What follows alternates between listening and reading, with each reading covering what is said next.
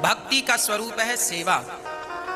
जो व्यक्ति सेवा कर रहा है वो भक्ति कर रहा। इसलिए हमारे यहाँ गोस्वामी जी लिखते हैं, परहित सरिस धर्म नहीं भाई, पर पीड़ा सम नहीं अधमाई। परहित, लोगों का हित करना ही मनुष्य का सबसे बड़ा धर्म है। जितना हित आप कर सकते हैं कर लीजिए, जितनी भलाई आप कर सकते हैं, यही भक्ति है। माँ कपिल भगवान ने माँ को दिव्य ज्ञान देकर कृतार्थ किया। माँ सिद्धा नाम की नदी बनकर बह गई। कपिल देव जी ने आचमन किया, सीधे गंगा सागर चले गए। मनु जी महाराज की तीसरी बेटी प्रसूति का विवाह दक्ष से हुआ। दक्ष की छोटी बेटी हुई सती। सती का विवाह भगवान शंकर से हुआ। भगवान शंकर जी को यज्ञ में एक बार दक्ष ने बुलाया, सभा रची, सभा में शंकर जी गए। उस सभा में जब दक्ष आए तो सबने दक्ष का सम्मान किया, पर भगवान शंकर खड़े नहीं हुए। तो भगवान शंकर को अपमानित करने लगा दक्ष, मेरे आने पर खड़ा नहीं होता, इसे उठने बैठने का ज्ञान नहीं है। भरी सभा में भगवान शंकर का अपमान किया दक्ष ने।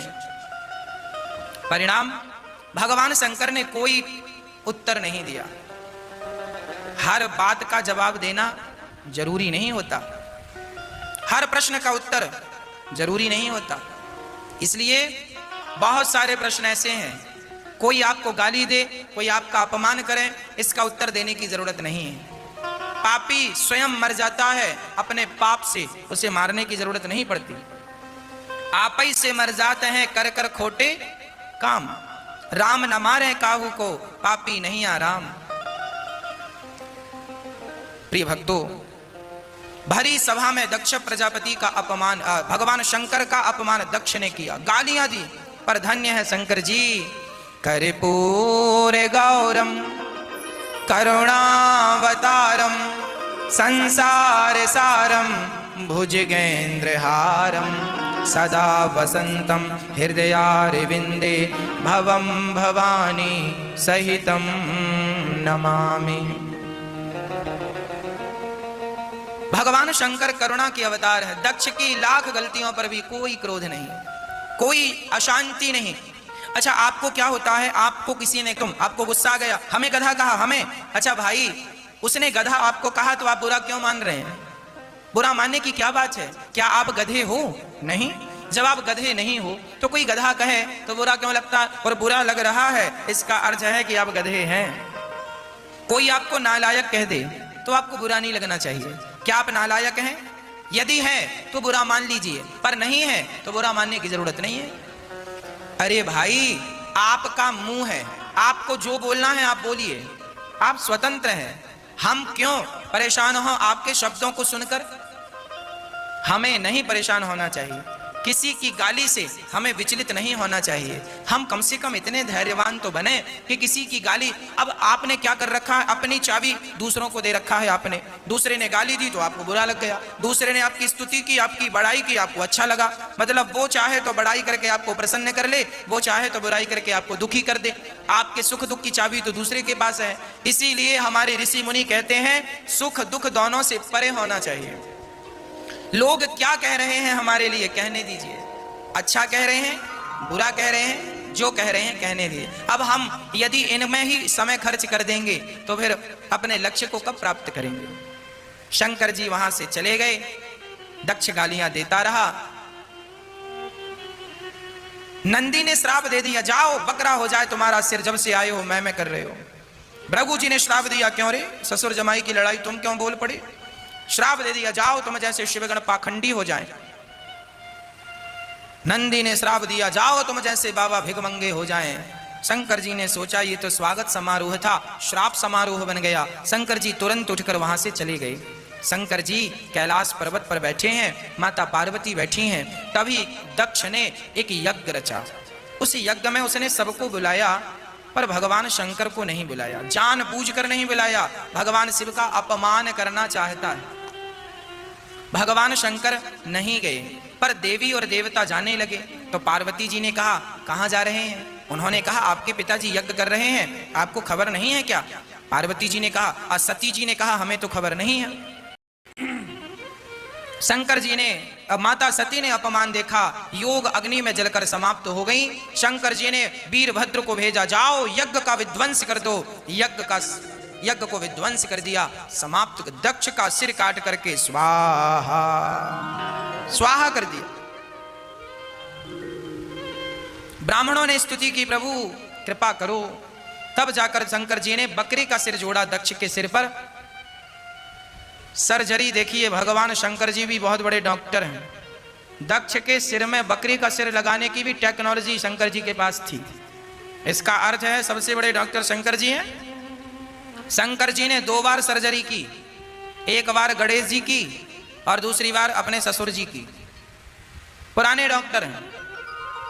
ये सर्जरी कोई आज की थोड़ी विधा है, ये भी प्राचीन परंपरा है, लुप्त हो गई, अब डेवलप कर ली गई।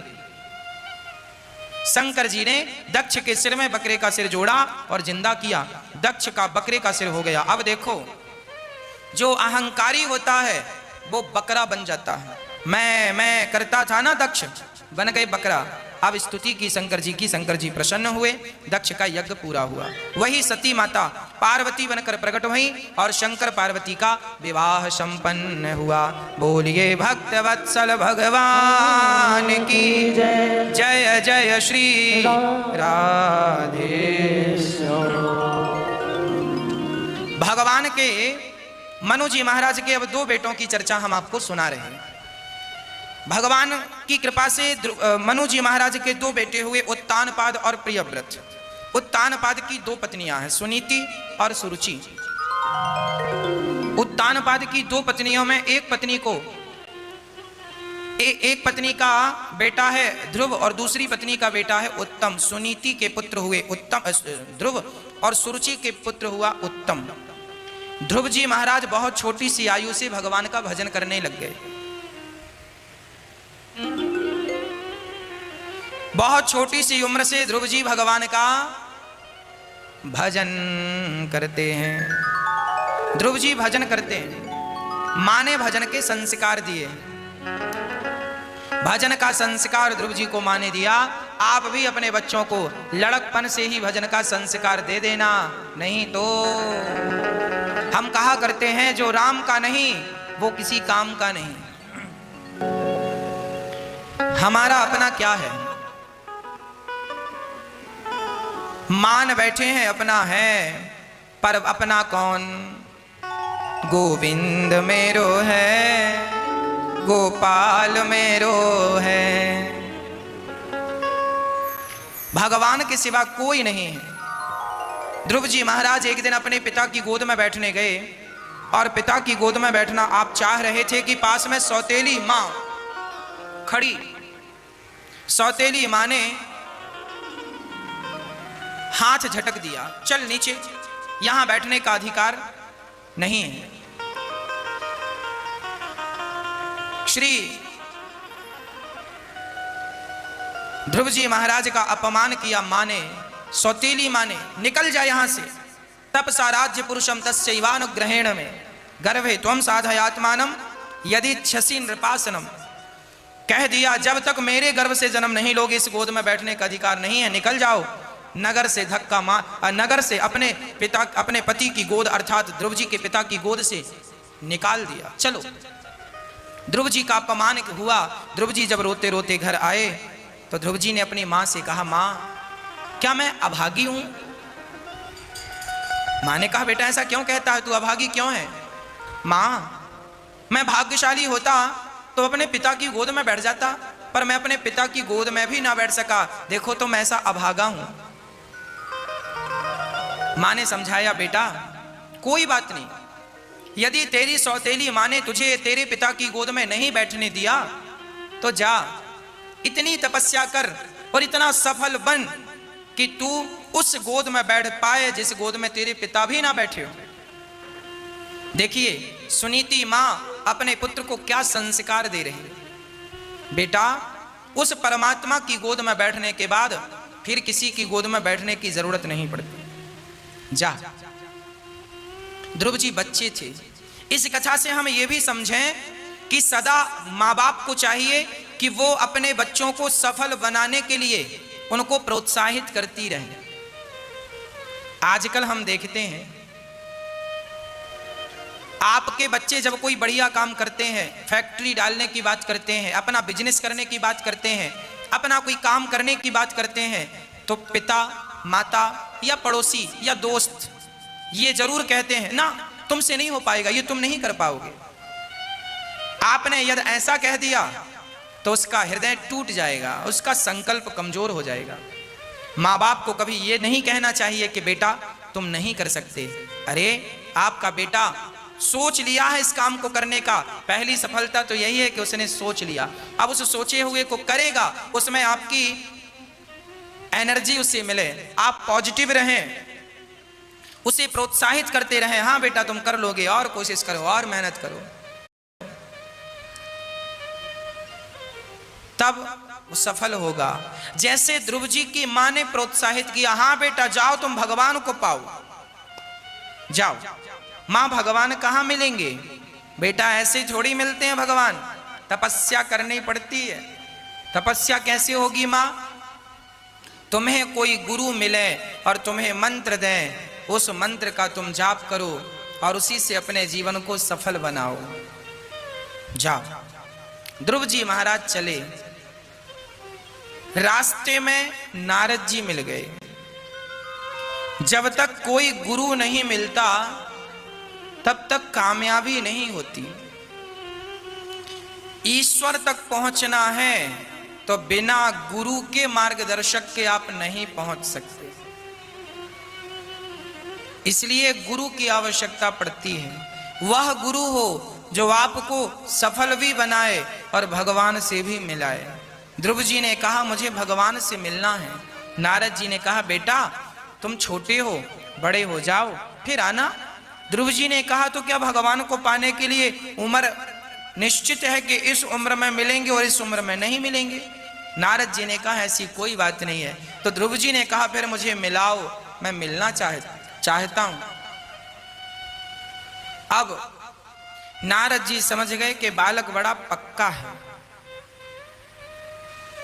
नारद जी ने ओम नमो भगवते वासुदेवाय मंत्र 12 मंत्र दे दिया, जाओ इस मंत्र का जाप करो। ध्रुव जी इस मंत्र का जाप करने लगे। प्रश्न खड़ा है भगवान कहां है? नारद जी से प्रश्न किया गुरु जी से, गुरु जी भगवान कहां है? गुरु जी ने कहा बेटा जैसे समुद्र में नमक है, समुद्र की हर बूंद में नमक है तो नमक पर दिखता नहीं है, उसी प्रकार कण कण में ईश्वर है, ईश्वर है तो सही पर दिखता नहीं है। समुद्र का पानी कोई अपने मुंह पे रखे तो स्वाद नमक का आता है, उसी प्रकार जब कोई भगवान का चिंतन करे तो स्वाद भगवान का आता है। परमात्मा समुद्र में नमक की तरह संसार में विद्यमान है। जैसे दही में मक्खन है ऐसे संसार में ईश्वर है।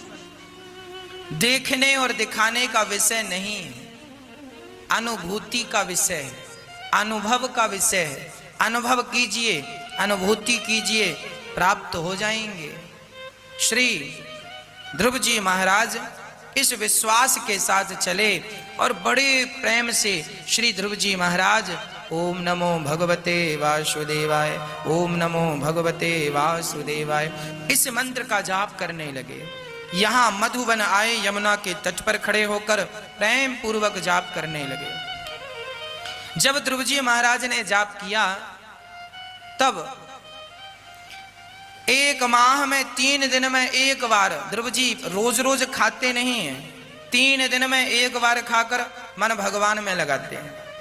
ध्रुव जी का व्रत है, संकल्प है भगवान को पाकर ही रहूंगा, उन्हें पाए बिना नहीं डिगूंगा। यही व्रत ईश्वर को प्राप्त कराता है। व्रत का अर्थ क्या होता है? आज हम लोग व्रत का अर्थ कुछ और ही करते हैं। आपको लगता है व्रत मतलब कुछ ना खाना। अरे व्रत का अर्थ भूखा रहना नहीं है, व्रत का अर्थ होता है प्रतिज्ञा। आज से हम प्रतिज्ञा लेते हैं, आज से हम व्रत लेते हैं कि कभी किसी का दिल नहीं दुखाएंगे। आज से हम व्रत लेते हैं कि सदा माँ की सेवा करेंगे, पिता की सेवा करेंगे। इसका नाम व्रत है। अरे भूखे रहने से भगवान मिलते तो लोग भूख से मरते क्यों, भगवान को ना प्राप्त